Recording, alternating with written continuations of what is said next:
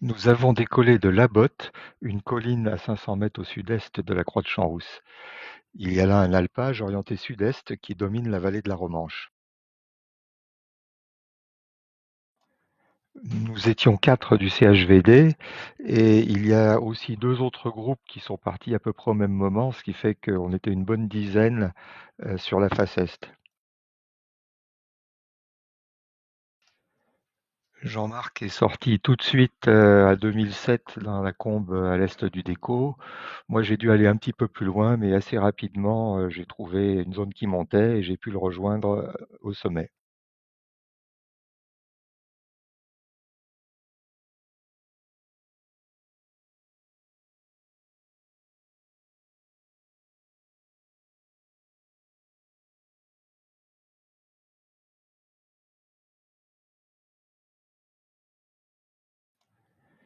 Sur cette arête, j'ai trouvé un meilleur thermique qui m'a progressivement remonté jusqu'au plafond du jour à 3300 mètres.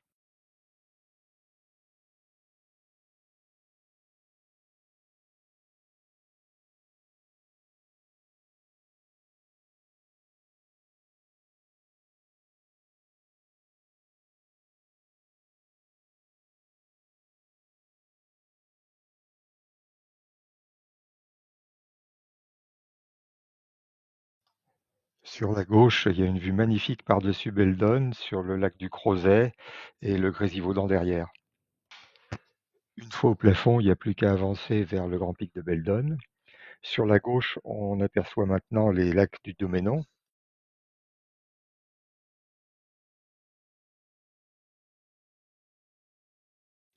On aperçoit brièvement le lac Blanc et toujours sans un virage, on passe devant la croix de Beldon, puis le grand pic. Le lac Blanc est en fait plutôt bleu-vert. Ensuite, je continue tout droit sous une belle rue de nuages jusqu'au pas de la Coche. Pas besoin d'enrouler, ça monte tout le long jusqu'au nuage. À gauche, on aperçoit le lac de Crau.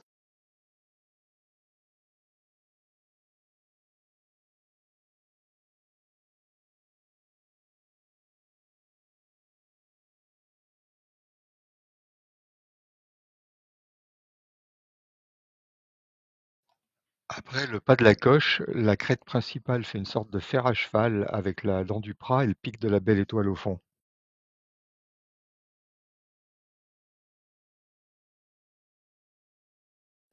Jean-Pierre suit la crête sous les nuages, ce qui lui réussira très bien.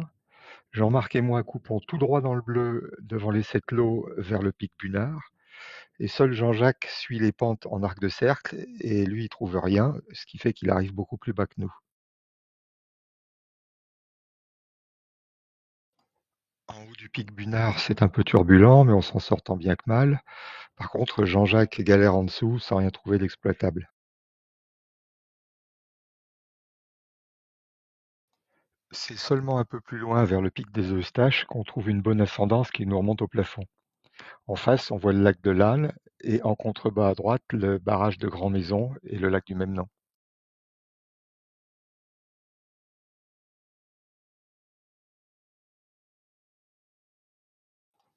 Pendant ce temps, Jean-Jacques gratte désespérément sur les alpages au-dessus du lac de Grand Maison.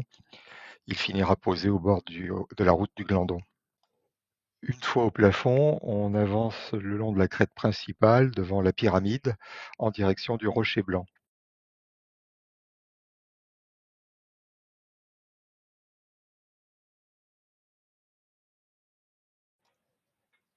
Là, j'enroule sur les aiguilles de l'Argentière. À droite, on voit le col du Glandon et le col de la Croix de Fer, et devant le petit lac de la Croix.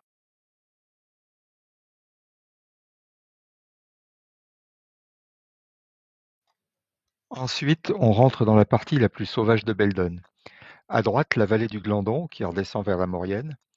À gauche, la crête principale de Beldon avec toute une série de sommets mythiques du ski de rando. Des sommets que je n'ai jamais visités vu les dénivelés pour y arriver.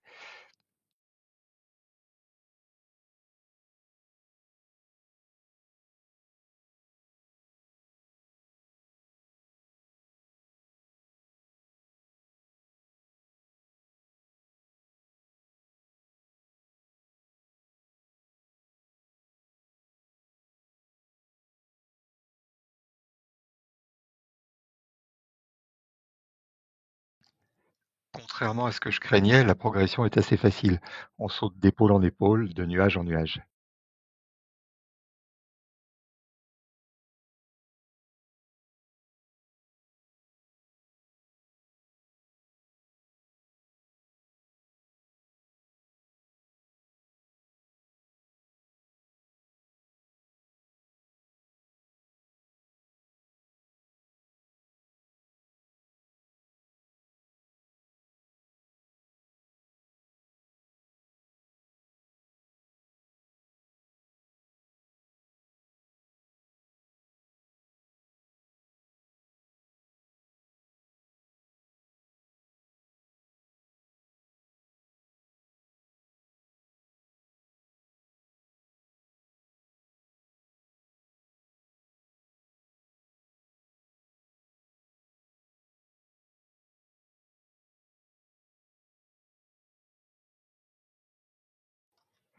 Dans le secteur du Puy-Gris, c'est là qu'on fait le meilleur plafond de la journée à presque 3004.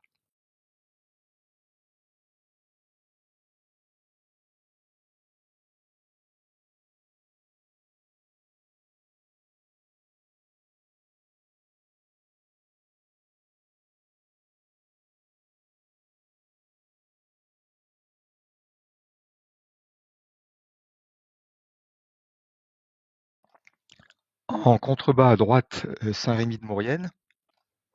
Et de fil en aiguille, on arrive au Grand Moulin et à la pointe de Rognier, les derniers grands sommets rocheux au nord de Beldonne.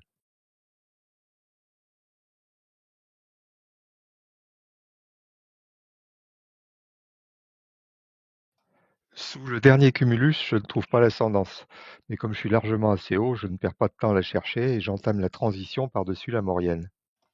À droite, l'amont de la Maurienne avec Saint-Rémy puis la Chambre. À gauche, l'aval de la Maurienne avec le Grand Arc au fond. On se concerte avec Jean-Marc, on hésite entre les faces est et ouest de la Lausière. Il est encore tôt et les faces est doivent encore donner, mais finalement on choisit les faces ouest de peur de se retrouver sous le vent de la brise. En effet, on sait que la brise de la Maurienne est toujours très forte dans ce secteur. Je vise donc un des premiers pierriers dans une combe en face ouest.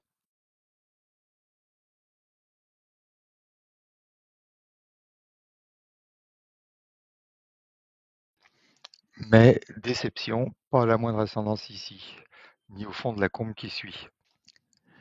Commence alors 25 minutes de galère à me battre entre 1600 et 1800 mètres sans rien trouver d'exploitable. La brise n'est pas un problème, à cette altitude elle est encore faible, à peine 10 km/h. Non, c'est juste qu'il y a plein de petites bulles par-ci par-là, mais aucune ascendance durable.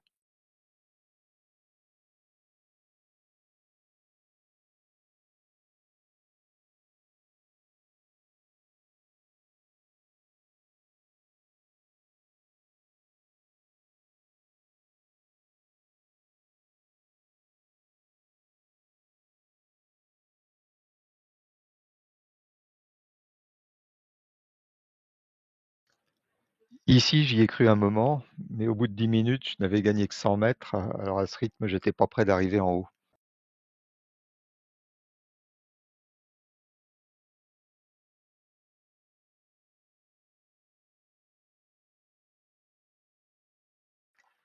Pendant ce temps, Jean-Marc caracolait tout en haut sous le nuage. Une fois au plafond, il a avancé, puis il a traversé la Tarentaise, où à son tour, il s'est retrouvé en position délicate à mi-pente. Et ce, d'autant plus pour lui que là-bas, la brise était bien plus forte.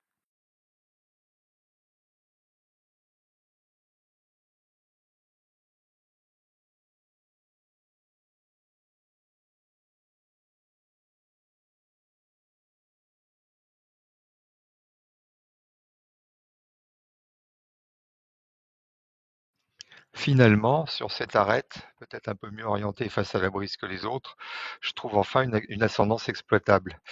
Elle est faible au début, mais elle monte régulièrement et de plus en plus fort.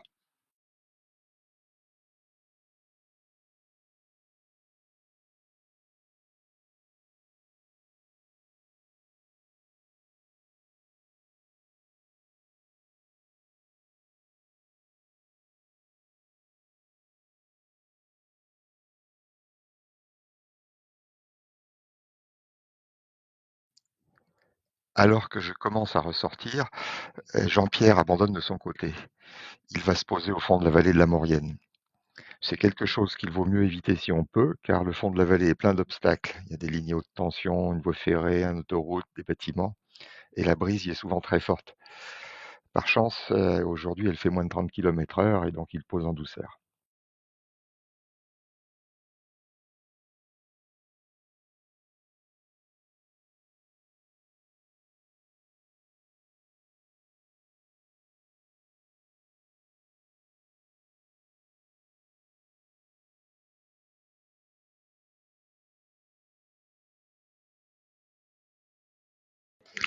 Il aura quand même fallu de la patience, mais en 20 minutes, cette ascendance m'aura remonté de 800 mètres. Cela me permet enfin de rejoindre les éboulis sous le grand pic de la Lausière. Et là, bingo, c'est gagné. En 4 minutes, je reprends 500 mètres de plus et je rejoins rapidement le plafond au grand pic.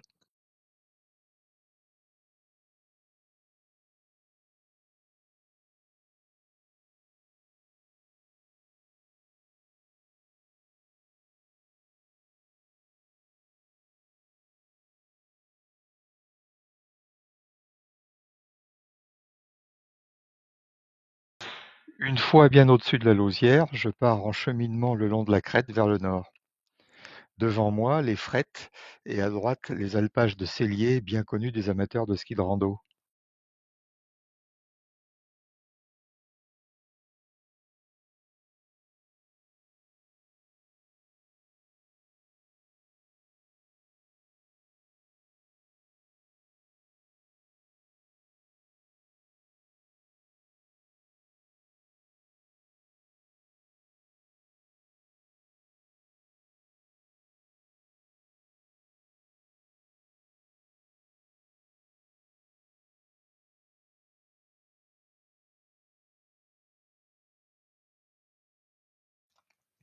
Sur toute la fin de la crête de la Lausière, ça porte bien en léger dynamique.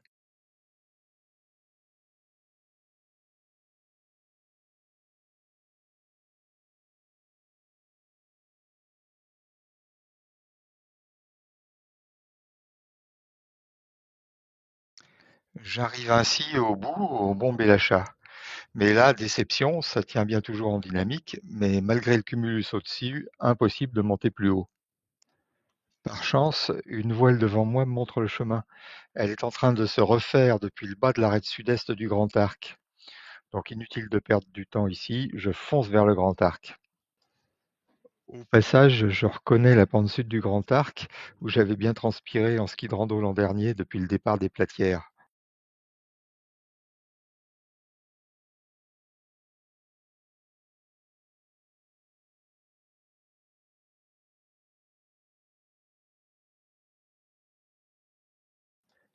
L'arête fonctionne effectivement très bien, et il ne me faudra qu'un petit quart d'heure pour remonter jusqu'aux nuages.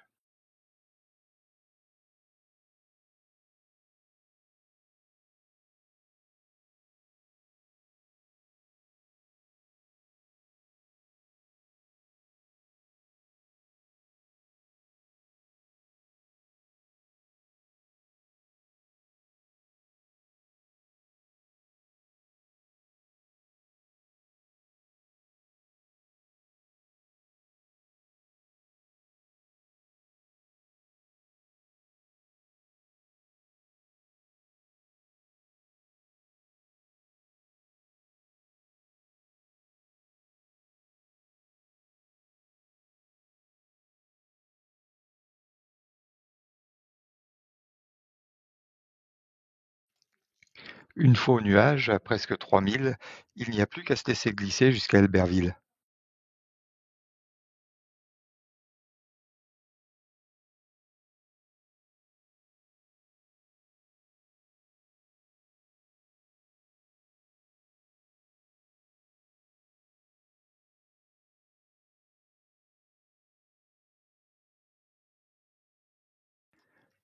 À droite, l'entrée de la vallée de la Tarentaise, avec le Beaufortin derrière.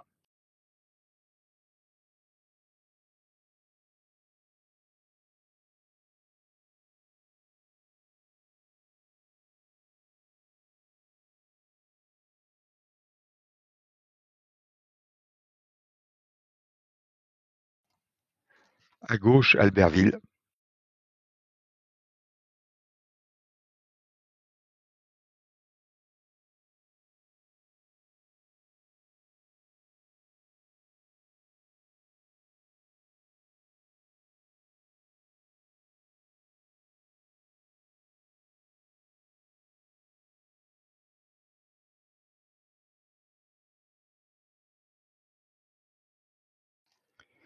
J'arrive au-dessus du fort du Mont.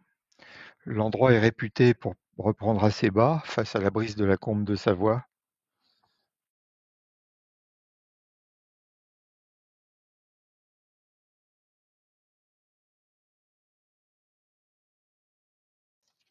Effectivement, je monte un peu au début, mais la brise doit être un peu faible aujourd'hui et je repère assez vite tout ce que j'avais gagné.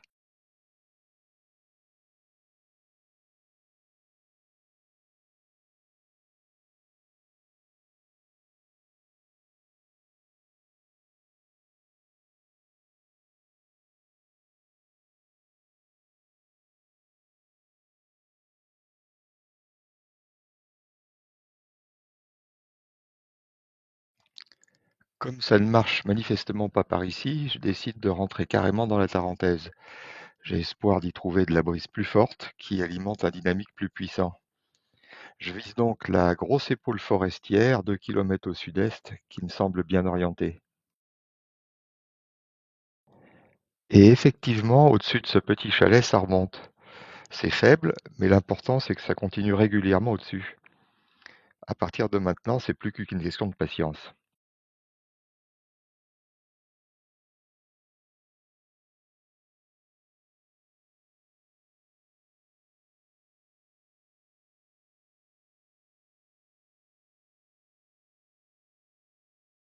Pendant ce temps, Jean-Marc a fini par sortir de son trou en Tarentaise.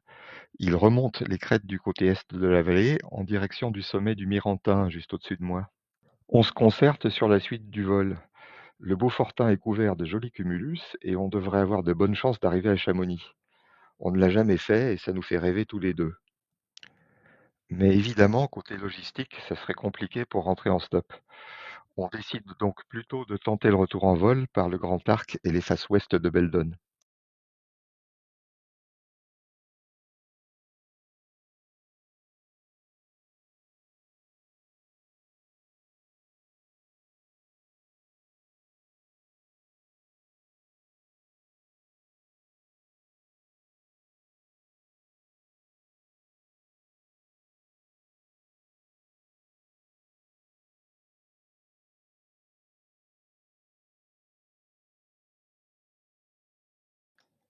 Après 20 minutes à enrouler patiemment, ça sort enfin pour de bon. Je peux m'avancer vers le fond de la combe et me rapprocher du Mirantin.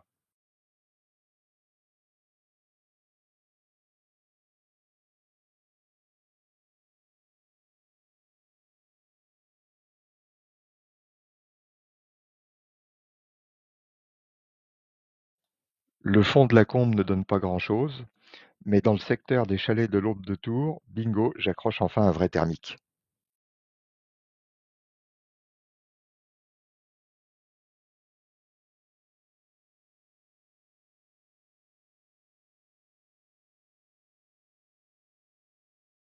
Pendant ce temps, Jean-Marc est déjà au Grand Arc, où il se retrouve très vite en difficulté.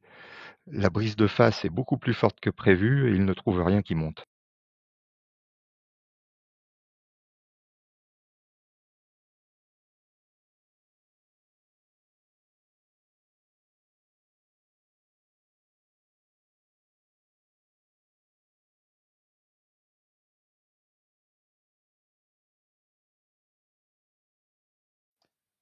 De mon côté, je soigne mon plafond au Mirantin et j'arrive péniblement à 2007. Bon allez, ça suffit, c'est parti, cap à l'ouest pour retraverser Albertville vers le Grand Arc.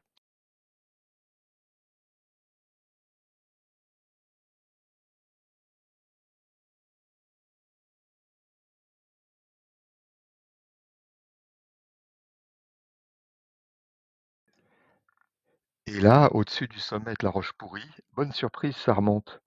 J'enroule une dernière fois et j'atteins à nouveau le plafond local à 2007.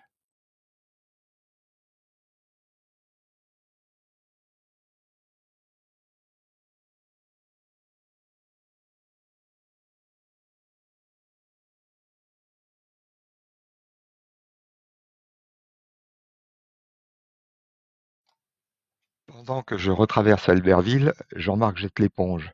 Il va se poser près du péage de Sainte-Hélène. C'est stratégique pour lui pour rentrer en stop d'une seule traite par l'autoroute jusqu'à Grenoble.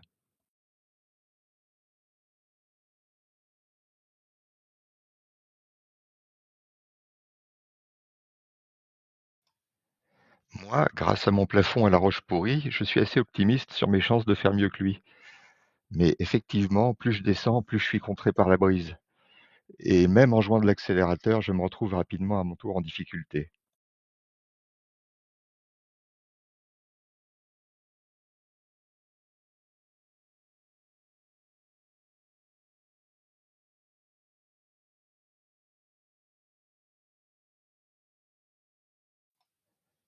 Les rares endroits où le vario fait quelques bips, je perds plus que je ne gagne.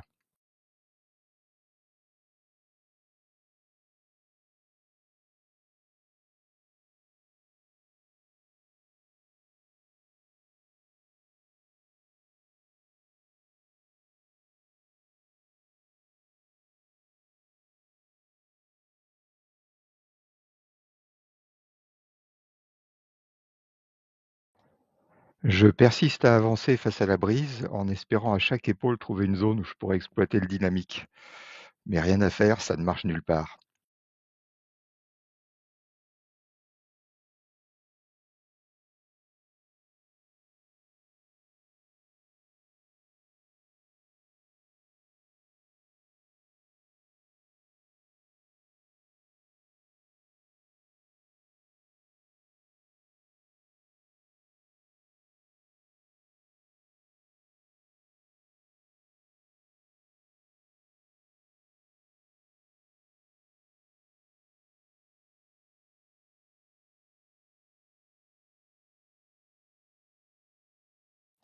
Je commence à comprendre que c'est fichu.